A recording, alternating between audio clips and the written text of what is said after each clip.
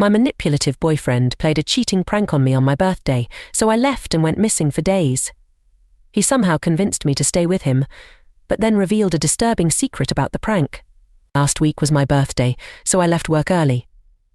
When I got home, I found a random woman lying on my boyfriend. He jumped up when he saw me, blocking the door as I turned to leave.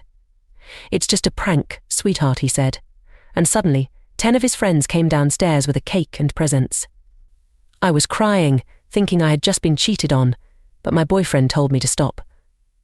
"I know you said you didn't want a party, but don't you think this is cool?" I kept crying, and that's when he became more aggressive. "Oh my God, stop being so sensitive. It was just a prank. I put all this effort in so you could have a fun time, and you're crying." I immediately pushed him out of the way, walked out, got in my car, and drove off. While driving, my phone was bombarded with texts, calls, and messages from my boyfriend and our friends. When it got too distracting, I turned off my phone and went to a hotel far enough from my place. By the time I got to my hotel room, I started sobbing.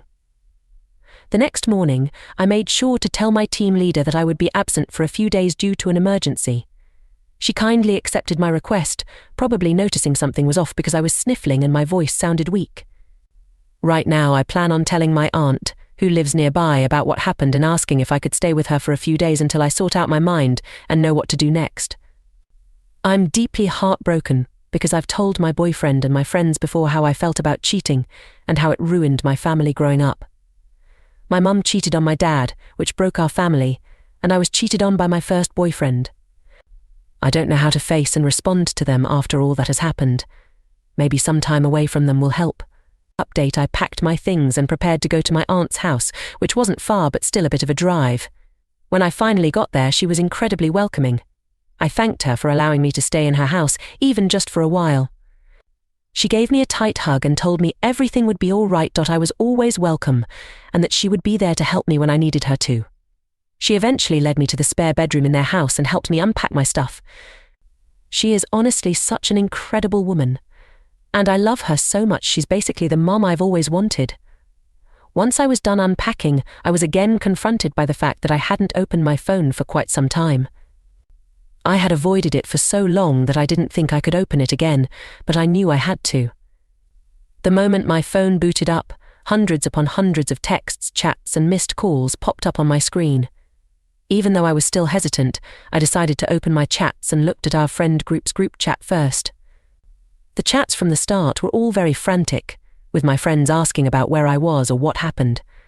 But after scrolling down a few more times, the chats turned into them apologizing that the prank happened and that it was not planned at all. One of my friends even blamed the girl who was on top of Alex, my boyfriend, and thought she was untrustworthy. Finally, the chats ended with them hoping they could contact me and wishing I was safe. I guess they knew I had just read their chats, because as soon as I was done reading, my friends immediately knew I was online and asked how I was doing and where I was.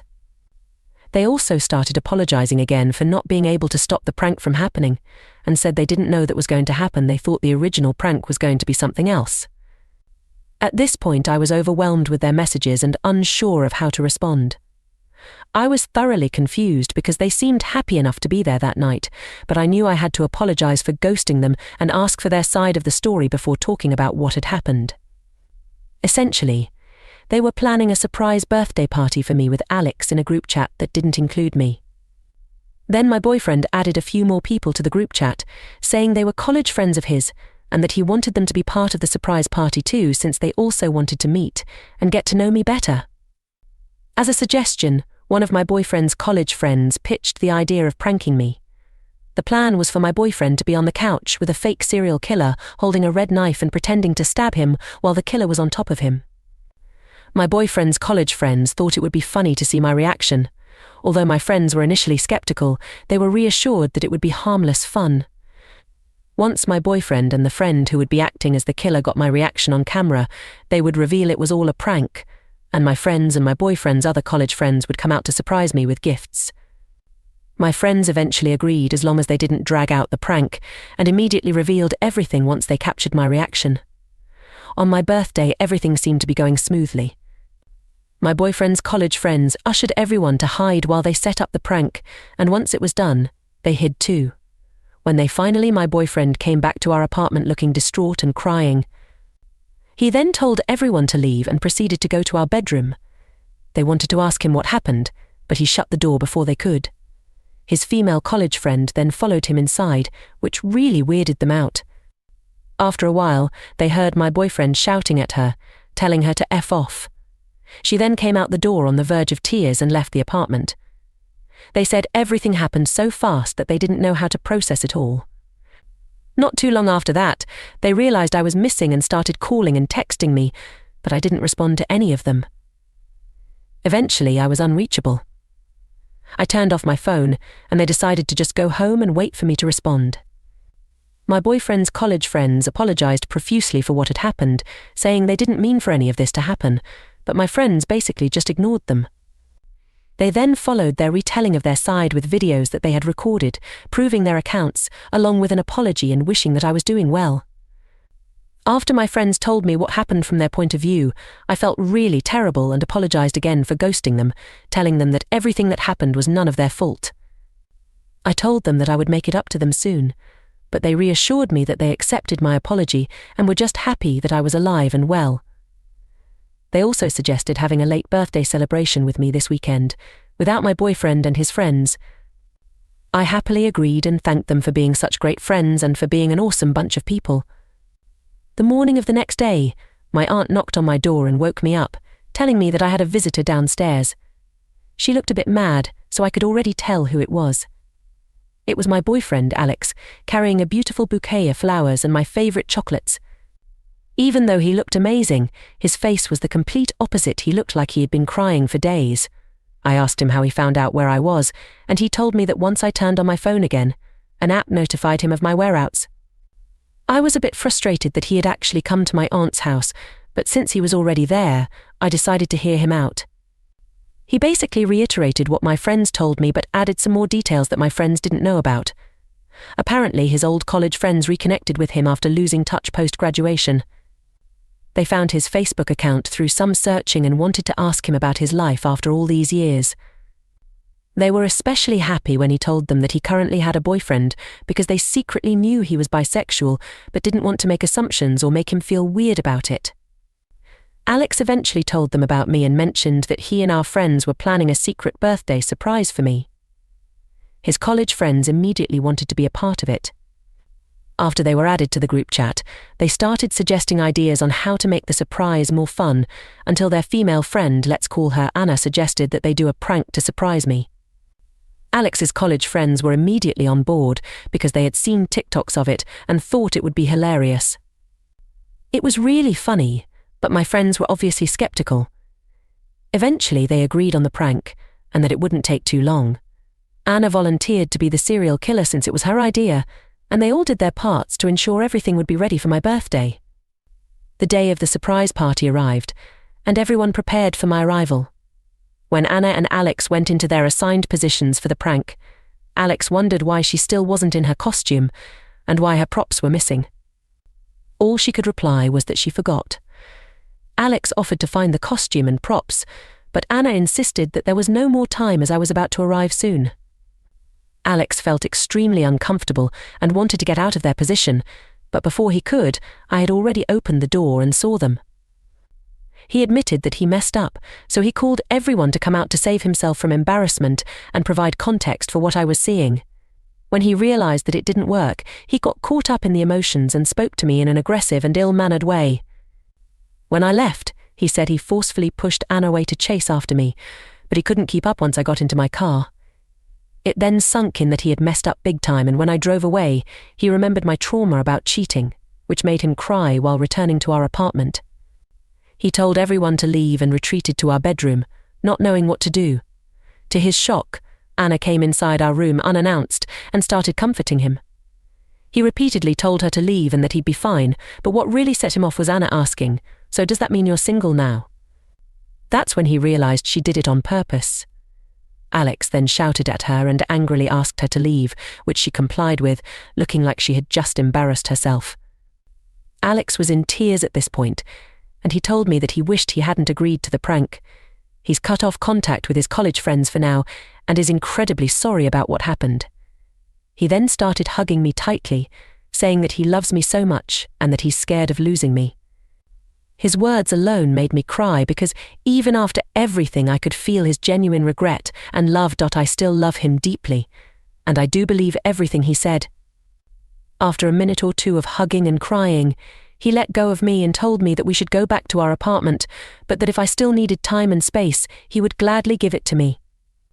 I gave him a kiss and asked him to help me pack my stuff. Of course, I gave my aunt the warmest hug and told her how much I appreciated her for helping me.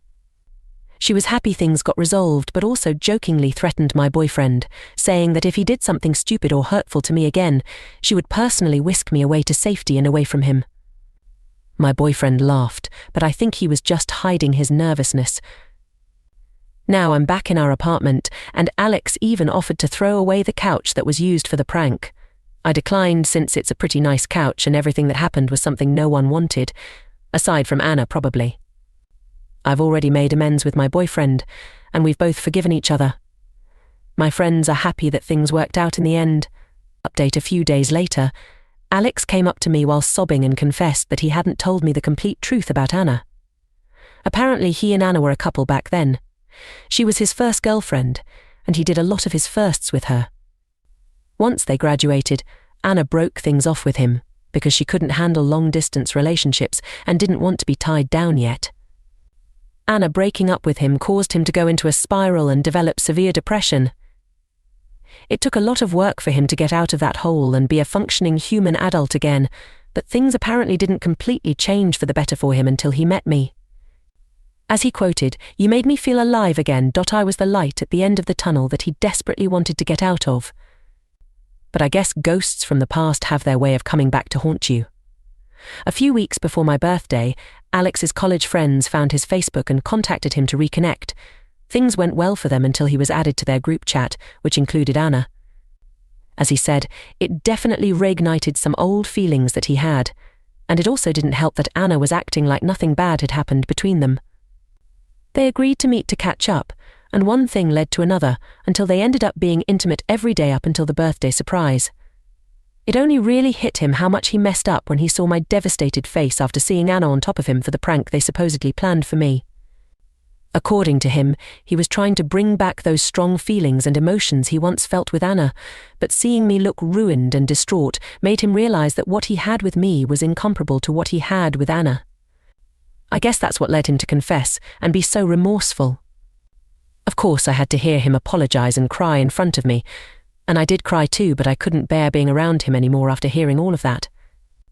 I then calmly told him that I accepted his apology, but that I didn't want to be with him anymore, and that I would be leaving the apartment to sort things out once we were both in clearer states of mind. He didn't like that one bit and started sobbing like crazy, even hugging me incredibly tightly so that I wouldn't go. It was a struggle, but I eventually got out of his clutches by pushing him away hard enough. I ran as fast as I could to get to my car and immediately headed to my aunt's house. When I got there, I just sobbed into my aunt's arms and felt incredibly weak. She probably understood why I was crying without asking, so she started consoling me until I was too tired to cry and fell asleep. Yesterday, I got a call from a friend of Alex saying that he was in the hospital after being found unresponsive. I didn't want to go because I'm obviously still hurt about everything, but Alex doesn't have any family nearby, and I'm the only one who knows about his medical history and details, so I had to. Right now, I'm outside his hospital room, waiting for his doctors to give me an update or tell me anything I should do. He hasn't woken up yet, so I'm bracing myself for when he does. Truthfully, I still love him very much, but what he did made it clear to me that we're not meant to be together. I don't know what I'll do moving forward, but I'll let the universe take the wheel for me at this point. I just wish things didn't end up this way.